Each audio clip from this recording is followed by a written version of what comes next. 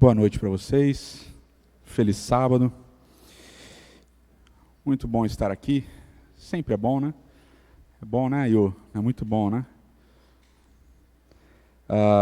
Os vovós vêm os netinhos e tal, ficam felizes, sempre muito gostoso voltar aqui em Botafogo, muitas memórias, né? E eu vindo para cá no avião, um pouquinho antes, na quarta-feira, estava pensando exatamente sobre isso, né? Memória. Quando a gente começa a lembrar das coisas, quando a gente começa a trazer as memórias à tona, né? Geralmente as primeiras memórias em certas circunstâncias são positivas, né? São boas, né? Você sente um prazer, né? Geralmente quando você traz as memórias à tona, você meio que acaba revivendo aquele momento. E reviver certos momentos é gostoso, é alegre, feliz. E outros momentos são extremamente dolorosos, né? Memória é uma espécie de revisitação, né? Você revisita. E quanto mais vívida a memória que você tem de um certo evento, de uma certa circunstância, mais gostosa, feliz ou dolorosa aquela memória acaba sendo para você. E as memórias, elas acabam moldando a nossa vida. Não as memórias, mas a maneira como a gente lembra também, acabam ajudando a moldar a nossa identidade.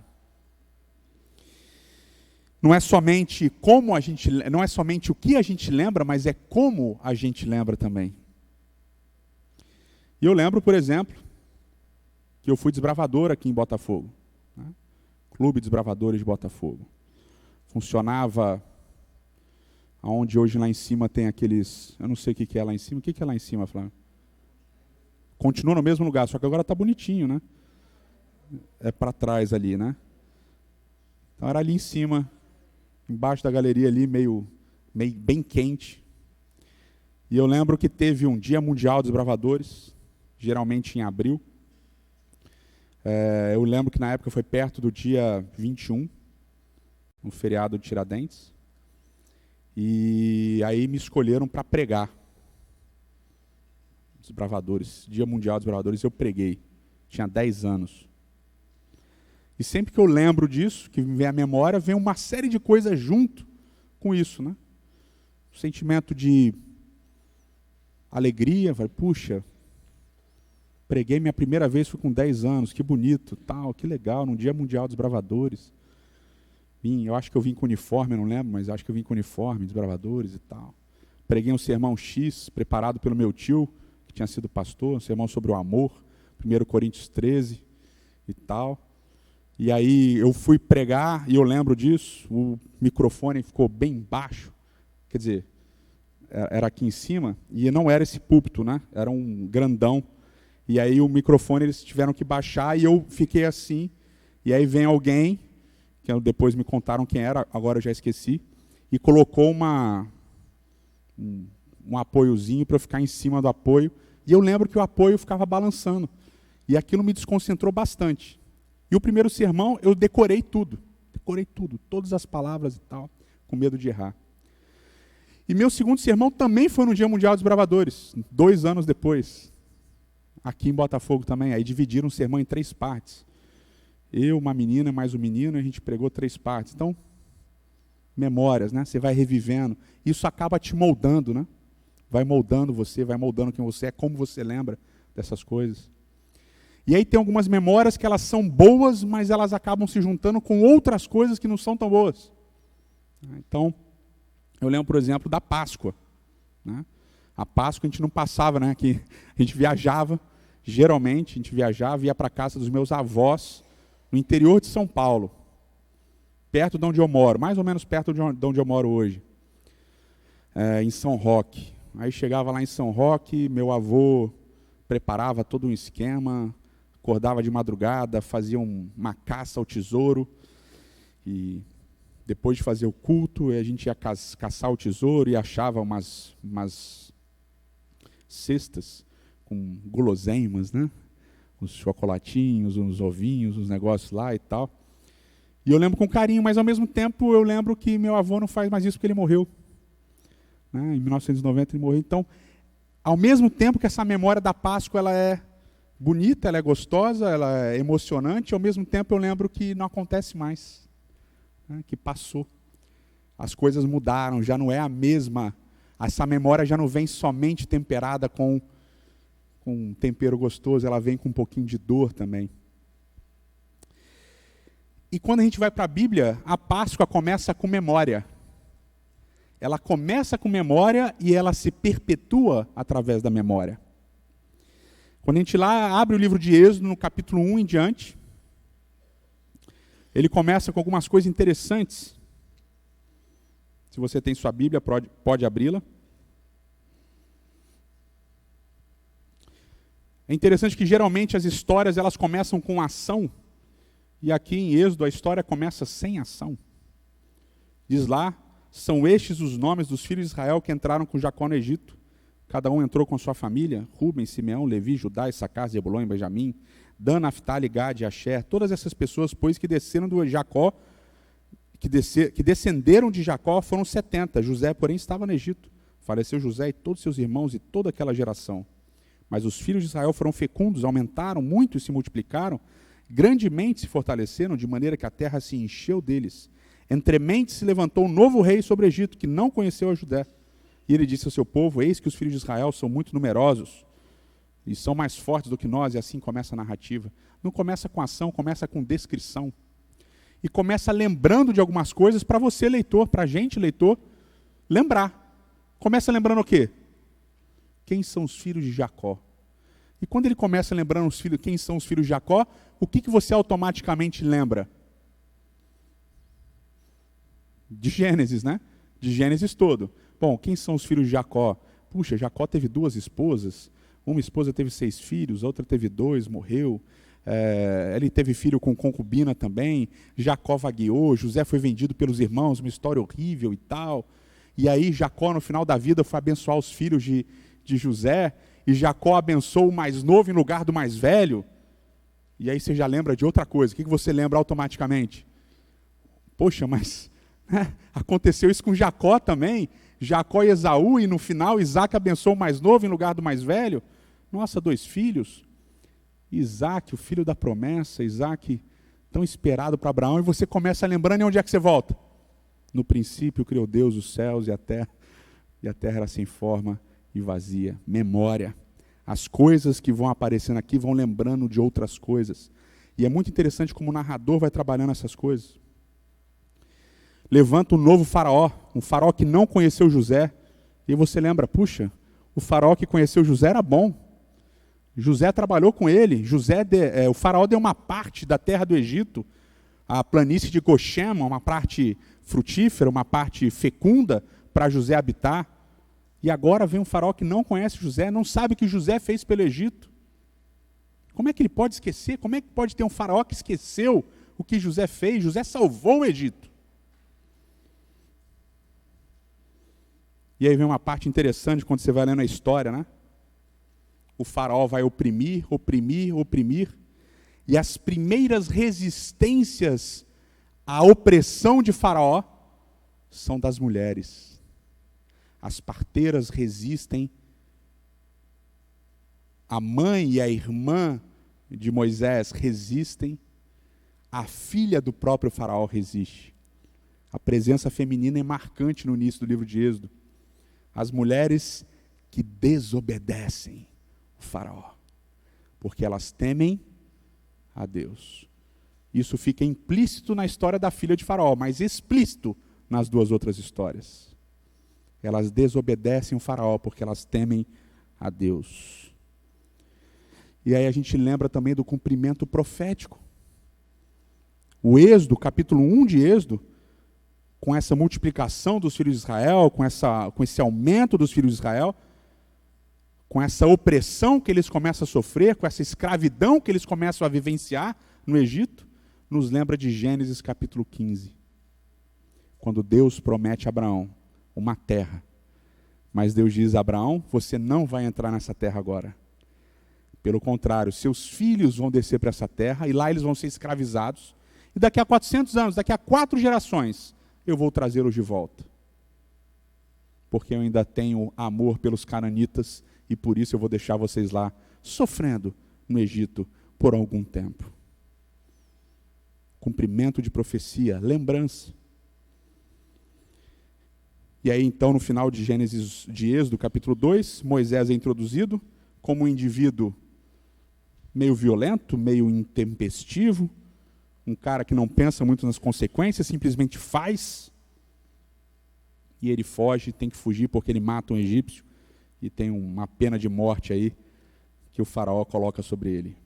E aí vem os dois versos que eu queria chamar a atenção para vocês, capítulo 2, verso 24 e 25, vamos ler juntos? Ouvindo Deus o seu gemido, lembrou-se da sua aliança com Abraão, com Isaque e com Jacó. E viu Deus os filhos de Israel e atentou para a sua condição. Deus se lembra. O verbo lembrar em hebraico é o verbo zahar. É bonito, né? Zahar. Verbo bonito. O quarto mandamento começa com zahor. Lembra-te do dia de sábado. Esse verbo ele aparece muitas e muitas vezes no texto bíblico, no Antigo Testamento, obviamente. Só no Antigo Testamento, na chamada Bíblia Hebraica, ele aparece 168 vezes no mesmo tronco. O hebraico tem alguns troncos verbais. No tronco mais simples, chamado Kal, ele aparece 168 vezes. E por que isso é importante? Vamos ver, né? Se é ou não é. Em 68 vezes, Deus é o sujeito do verbo. Deus se lembra de alguma coisa. E a lembrança de Deus é sempre positiva, quase sempre positiva, e leva a alguma ação de Deus. Mas em algumas vezes essa lembrança é negativa e leva a alguma punição. Deus se lembra do pecado e pune. E as outras 100 vezes é o homem que lembra de alguma coisa. E dessas 100 vezes que o homem lembra de alguma coisa, 69 vezes o homem se lembra daquilo que Deus fez. Ou seja, quase 70% das vezes em que o verbo aparece quando o homem é o sujeito, o objeto da lembrança do homem é Deus. O homem lembra alguma coisa que Deus fez. Alguma coisa, alguma ação divina, alguma ação forte divina. E esses dois versos do capítulo 2, verso 24 e verso 25, eles colocam em marcha tudo o que vai acontecer no Êxodo. O chamado de Moisés, as pragas, a Páscoa e assim por diante. E esses dois versos, eles são muito bonitos, e eu queria ler para vocês uma tradução literal. E ouviu Deus o seu gemido.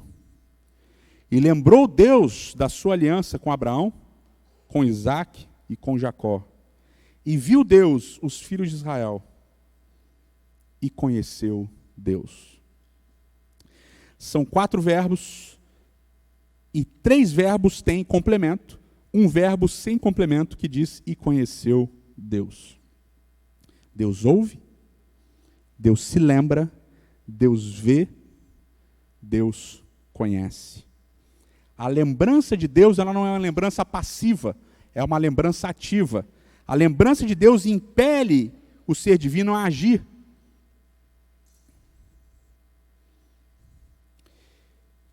Moisés é chamado, as pragas se desenrolam, e quando nós chegamos em Êxodo capítulo 11 e 12, nós temos a instituição da Páscoa. Vamos abrir em Êxodo capítulo 12.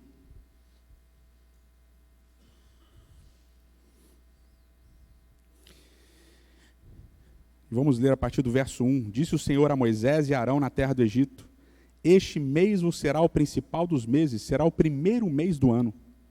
Falai a toda a congregação de Israel, dizendo: aos 10 deste mês, cada um tomará para si um cordeiro, segundo a casa dos pais, um cordeiro para cada família. Mas se a família for pequena, para um cordeiro, então convidará ela o seu vizinho mais próximo, conforme o número de almas, conforme que cada um puder comer. Por aí calculareis quantos bastem para o cordeiro. É o tamanho do cordeiro que dita os convidados. O cordeiro será sem defeito, macho de 1 ano. Podereis tomar um cordeiro ou um cabrito, e o guardareis até o 14º dia deste mês, e todo o ajuntamento da congregação de Israel o imolará no crepúsculo da tarde. Tomará o sangue e o porão em ambas as ombreiras na verga da porta, nas casas em que o comerem. Naquela noite comerão a carne assada no fogo, com pães asmos e ervas amargas o comerão.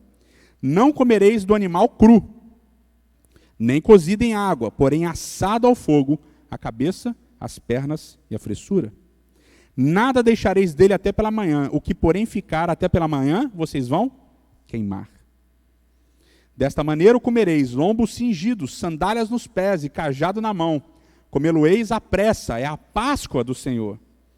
Porque naquela noite passarei pela terra do Egito e ferirei na terra do Egito todos os primogênitos, desde os homens até os animais. Executarei juízo sobre todos os deuses do Egito. Eu sou o Senhor. O sangue vos será por sinal nas casas em que estiverdes. Quando eu vir o sangue, passarei por vós, e não haverá entre vós praga destruidora, quando eu ferir a terra do Egito. Este dia vos será por memorial, e o celebrareis como solenidade ao Senhor. Nas vossas gerações o celebrarei por estatuto perpétuo. Ele vai dizer que esse dia é um memorial, e a palavra é zikaron, do verbo zahar, lembrar. Esse dia vai ser uma lembrança para vocês. Vocês vão lembrar desse dia por todas as gerações de vocês. Até quando? Não diz, eternamente. Você vai lembrar eternamente desse dia. Agora olha que interessante, né? Todo ano você vai lembrar exatamente o que aconteceu. Então você vai reunir a sua família e você vai contar o que aconteceu naquele dia. E quando a Bíblia vai relatar exatamente como eles deveriam celebrar, vai dizer o seguinte: você vai reunir a sua família e você vai dizer para eles: quando éramos escravos no Egito. 1000 anos depois, quando você celebrar a Páscoa, você vai começar dizendo o quê para os seus filhos? Quando éramos escravos no Egito, o Senhor nosso Deus nos libertou. 2000 anos depois, quando éramos escravos no Egito. 3000 anos, 4000 anos, não interessa. Toda vez você vai começar dizendo o quê? Quando éramos escravos no Egito. Essa vai ser a sua história. É isso que Deus está dizendo para Israel.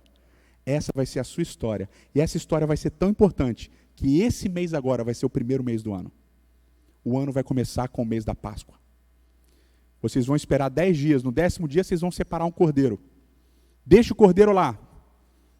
No 14º dia, todos juntos, no crepúsculo da tarde, vocês vão imolar o cordeiro. Vocês imaginam a cena? Imagina a cena. Todo Israel, no crepúsculo da tarde, sai. Imola o cordeiro. Escorre o sangue. Todos eles pintam os vergalhões das portas, as ombreiras da porta. E depois, partem o cordeiro e levam para dentro. E agora eles vão cozinhar o cordeiro. E eles vão comer o cordeiro como? Em pé. Com roupa, sandália, lombos cingidos.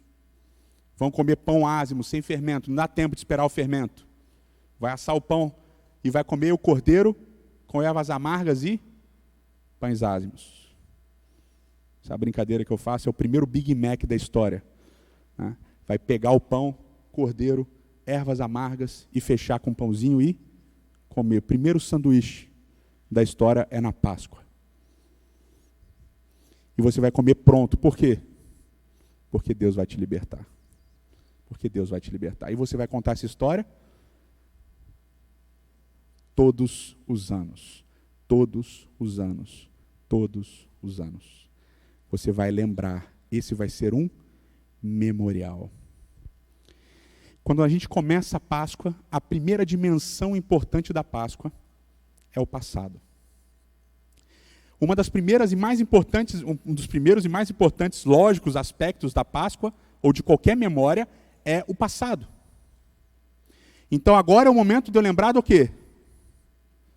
Do que aconteceu.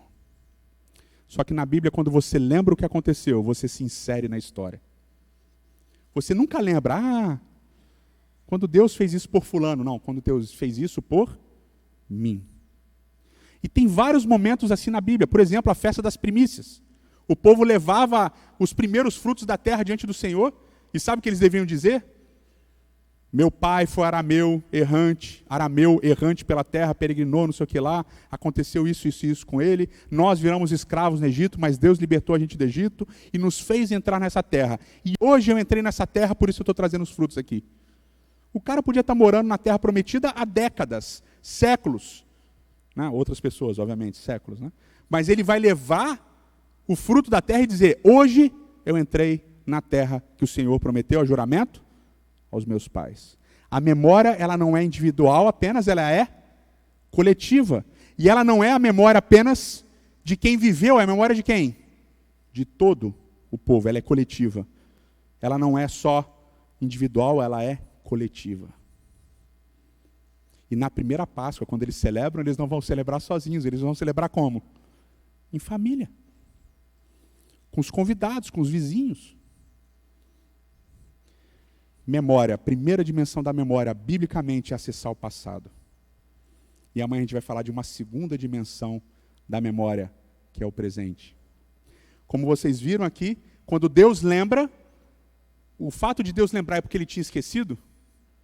Não. O que é, na linguagem bíblica, Deus lembrar?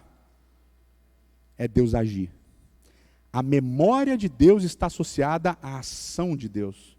Então, quando Deus se lembra, é porque ele vai agir. E a gente vai ver amanhã que isso tem a ver com a gente também. Quando nós nos lembramos, nós temos que agir. E a gente vai ver isso amanhã. Mas hoje eu quero focar na dimensão do passado. Ao começarmos a Páscoa, ao começarmos hoje, como comunidade, celebrarmos a Páscoa, nós precisamos olhar para o passado. O que Deus fez pelo seu povo? Deus libertou o seu povo do cativeiro do Egito. Deus guiou o seu povo por 40 anos no deserto. Quantas vitórias! Amaleque.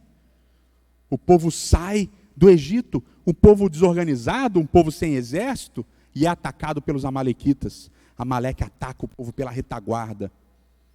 E é interessante que tem a ver com lembrar, né? O que Deus fala sobre os amalequitas? Vocês lembram? Deus fala assim, lembra do que fez Amaleque, não te esqueças. Ele te atacou quando você saiu do Egito, mas Deus deu vitória.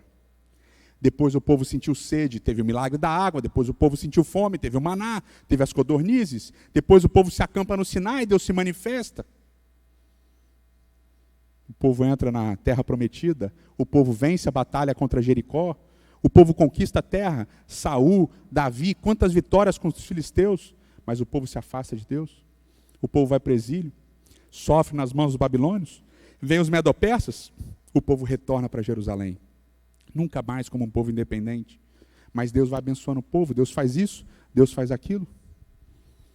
E eu gosto da frase de Paulo no início do livro de Hebreus, né?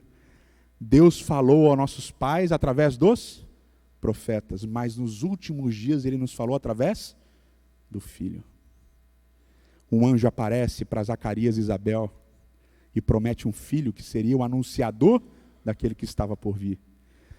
E no cântico de Zacarias, quando ele finalmente fala, depois que o filho nasce, ele dá o nome, etc., ele fala, Deus se lembrou da sua aliança. Deus lembrou e mandou o filho. Um anjo aparece para Maria, promete um filho. João Batista e Jesus se encontram. Jesus é batizado. O que acontece quando Jesus é batizado?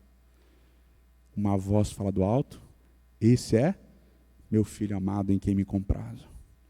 Cristo vive. Quantos milagres ele fez?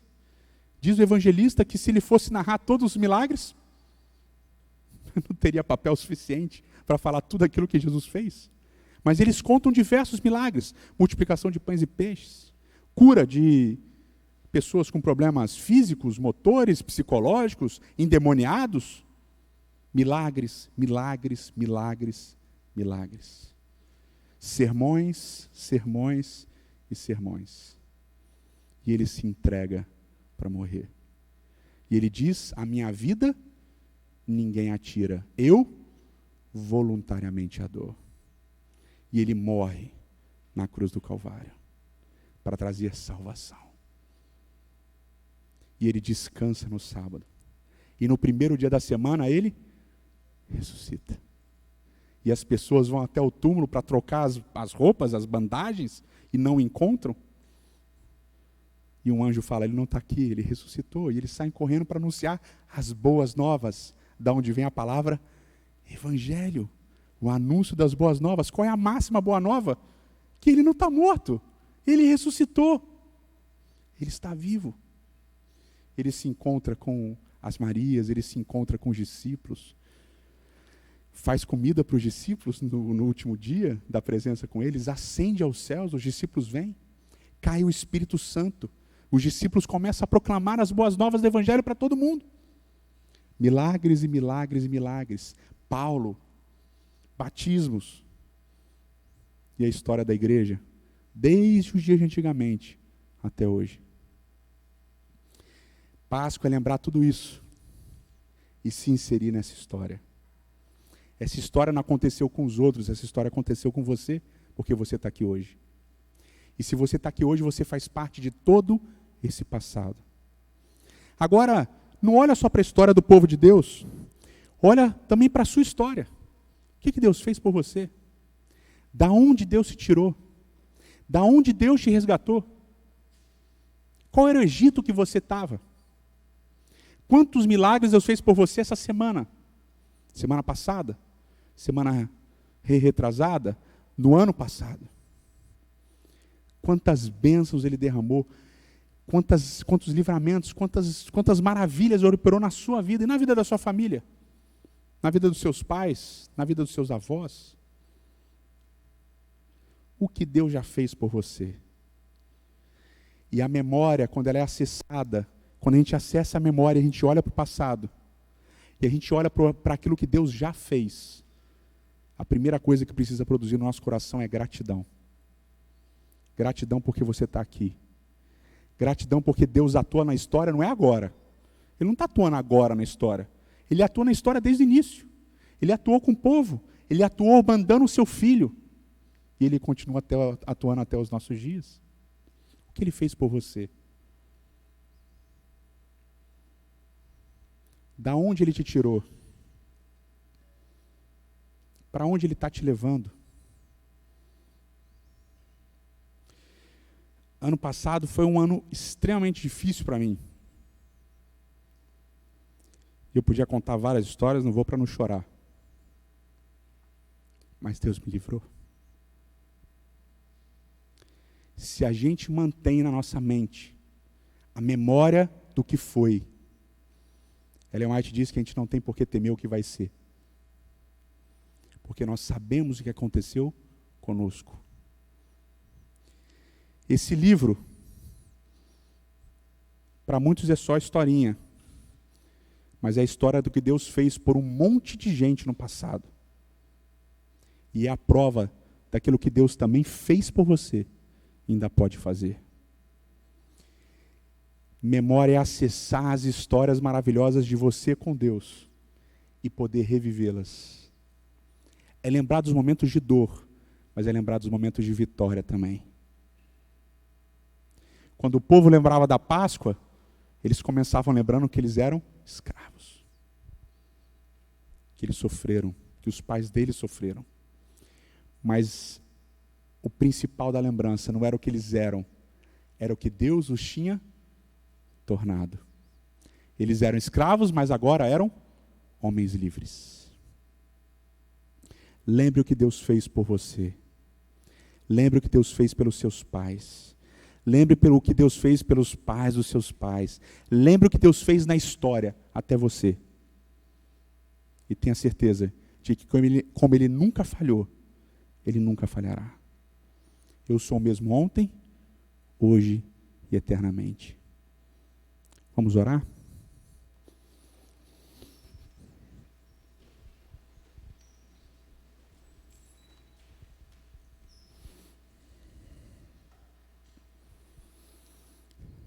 Eterno nosso Pai e nosso Rei,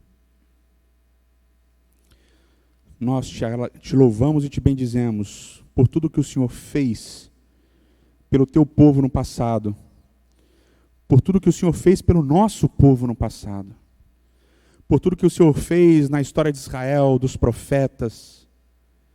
Te louvamos enormemente pela vinda do teu Filho. Te louvamos enormemente porque Ele veio e morreu nessa terra para trazer salvação para nós que somos escravos. Escravos do pecado, do egoísmo, da luxúria. E nós te louvamos porque teu Filho não ficou preso na morte, Ele ressuscitou para nos dar vida e vida em abundância. Nós te louvamos porque o Senhor continua cuidando do teu povo através da história. Nós te louvamos porque o Senhor cuida dos nossos pais, dos pais dos nossos pais, porque o Senhor cuida de nós também. E hoje, Senhor, nós queremos relembrar nesses breves momentos de oração, individualmente e silenciosamente, nós queremos lembrar e agradecer todas as maravilhas que o Senhor operou na nossa vida nos últimos tempos.